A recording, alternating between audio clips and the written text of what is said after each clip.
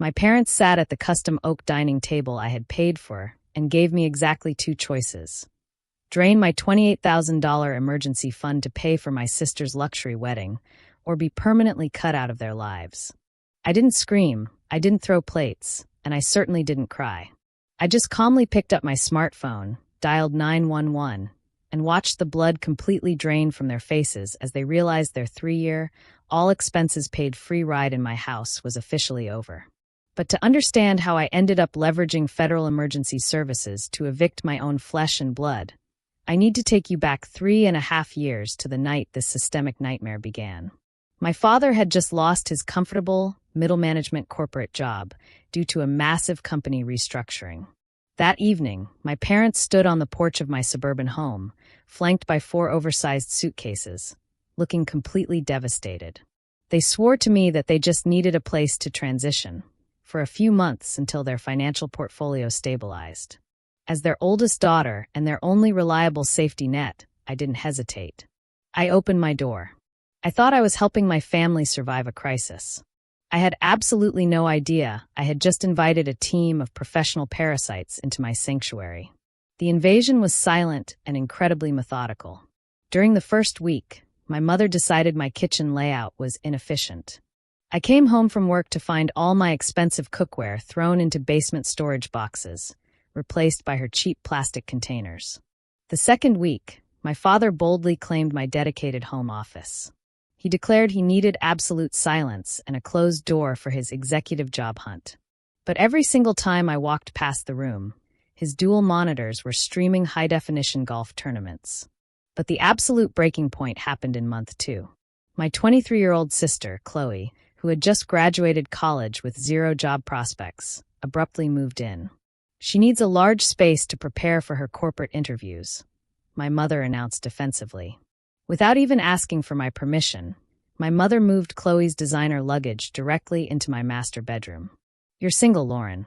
The guest room is perfectly fine for you." I caved to the pressure.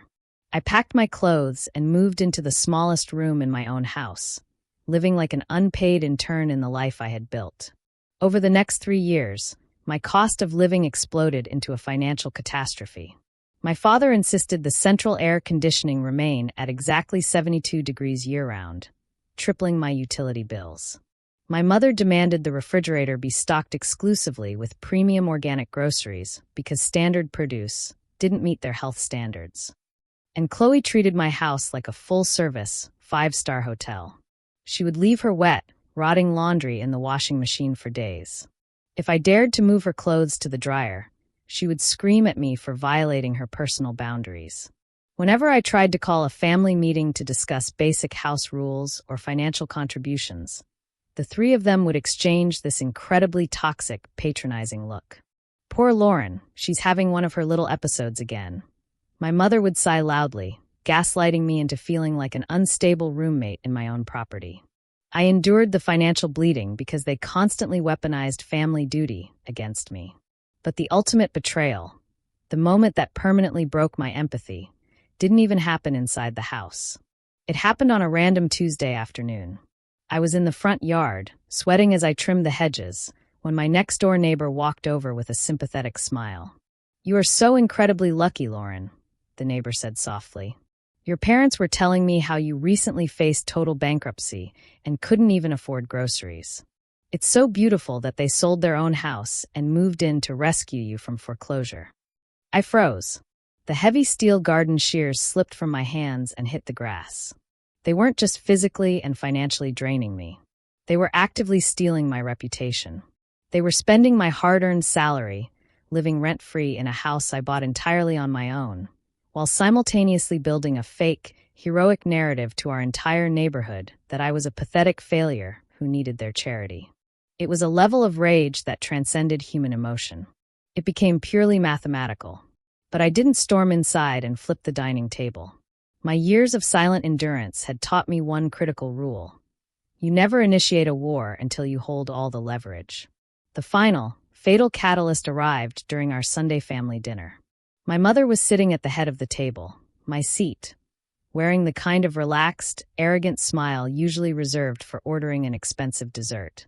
"We've done the math," my mother announced cheerfully, pouring herself a glass of my expensive wine. To host a proper, respectable wedding for Chloe in Napa Valley, it's going to cost exactly $28,000. My father nodded in absolute agreement. The venue deposit, the floral arrangements, a custom gown, and a premium photographer. These are non-negotiable expenses. Chloe was busy inspecting her fresh French manicure, acting as if the emergency savings account I had spent 5 years building was her personal, God-given dowry. I carefully set my fork down. I took a deep, steadying breath. That is my emergency fund. I am not draining my financial safety net for a luxury wedding. My father scoffed, waving his hand dismissively. Then you need to figure it out, Lauren. Go to the bank.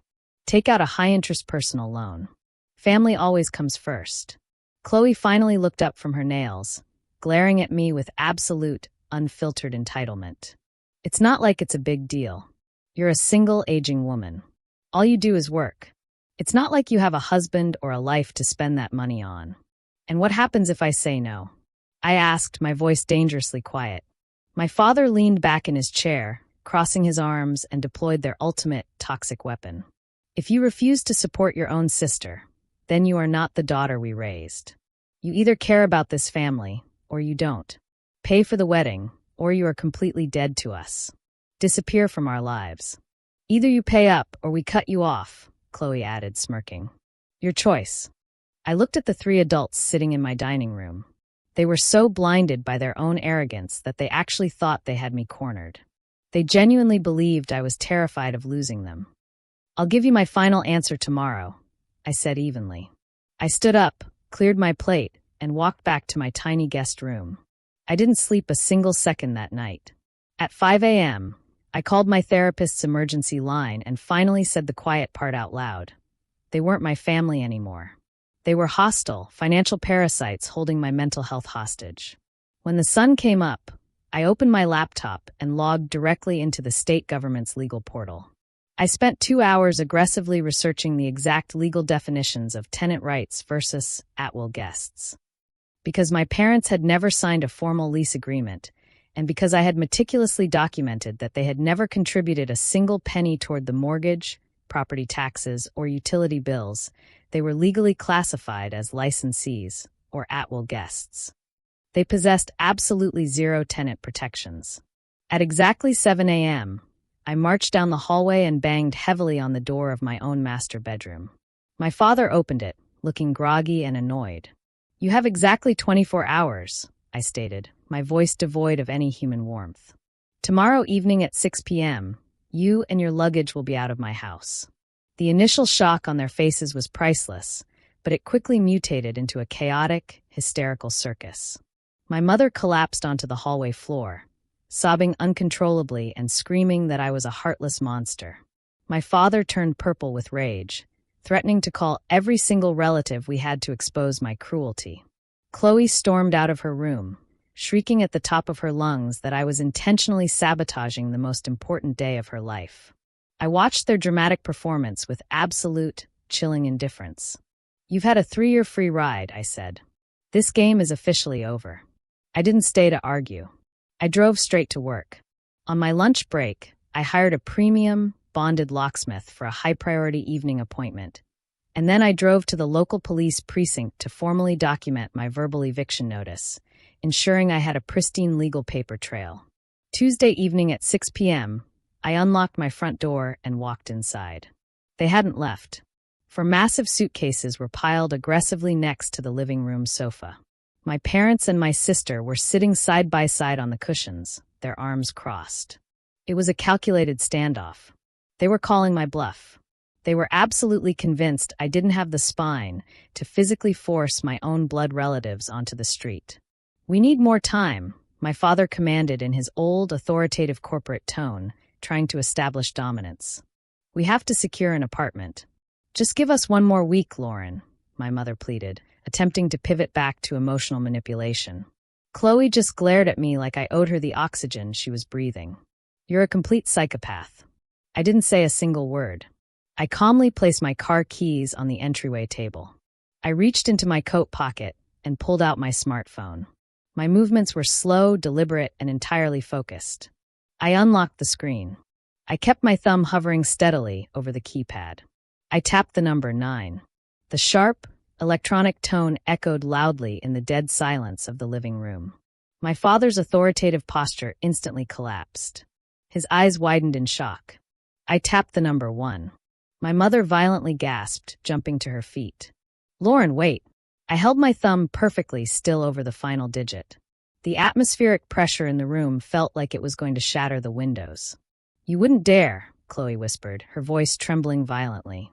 The arrogant smirk had completely vanished, replaced by genuine, suffocating panic. "Watch me," I said, locking eyes directly with my father. I pressed the final 1. The phone began to ring on speaker. The second the emergency dispatcher's voice crackled through the audio, my father's face turned the color of wet cement. He finally realized that the weak, accommodating daughter they had exploited for 3 years was dead. In her place stood the absolute, legal owner of the property, entirely willing to use the full force of the state's law enforcement to remove trespassers. "Fine, we're leaving," my father roared hysterically, lunging forward to grab the heavy suitcases. It was absolute chaos. My mother was sobbing hysterically, wildly throwing her designer coats over her arm. Chloe was shaking so hard she dropped her expensive makeup bag, scrambling to pick up the pieces before sprinting toward the door. I stood motionless in the entryway, watching them stumble over each other like panicked rats fleeing a sinking ship. As my father dragged his suitcase over the threshold, he turned back, his face contorted with bitter, venomous defeat. "You've permanently lost your family today, Lauren." I stood on the porch, feeling the cool evening air hit my face. I felt a massive, invisible weight physically lift off my chest. "You're right," I replied smoothly, delivering the final fatal blow. "I'm not the daughter you raised. And you're not my family anymore." I slammed the heavy wooden door directly in their faces and engaged the deadbolt. 2 hours later, the locksmith arrived and permanently changed every single lock on the property. I heard through the grapevine that Chloe ended up having a cheap, 10-minute ceremony at the local city hall because they couldn't afford a venue without my savings. They lost their luxury housing, they lost their endless financial safety net, and they completely lost their fake, heroic reputation in the neighborhood. And I didn't even have to raise my voice to destroy them. The law and the truth did all the heavy lifting. That was the day I stopped being their perfect victim and simply became the master of my own house.